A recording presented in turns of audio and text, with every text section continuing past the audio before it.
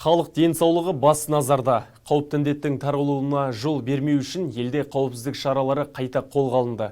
Шартарапта шыр айналдырған аурудың алдын алу мақсатында Меркі ауданының тұрғындарына екпе салынып жатыр. Аудандағы орталық аурухананың бастамасымен Меркіде коронавирусқа қарсы вакцинациялау жұмыстары жүргізіліп жатыр. Ақ халаттылар алдымен екпе салдырушының дене қызуы мен қан қысымын жіті тексергеннен кейін ғана іске кіріседі. Қазіргі уақытта 50-ге жуық меркілік коронавак вакцинасын қабылдаған. Мамандар екпеден қорқудың керегі жоқ дейді. Себебі коронавак вакцинасы әлемнің 40-тан астам елінде мақұлданған. Ауданның орталығында Меркі ауруханасы, аудандық ауруханасы бізге шатыр орнатып, халыққа тиімді жағдай жасап отыр, қолайлы жағдай жасап, коронавирусқа қарсы екпе егіп жатырмыз. Қазір бізде коронавирус Пекин вакцинациясын егіп жатырмыз.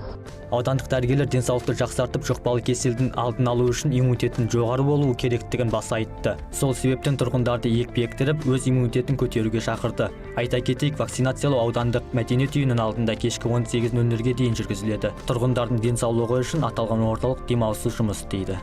Абылайхан Кенесов, Гүлсім Дәулеш, Мирас Өмірзақ, Тараз 24, Меркі ауданынан.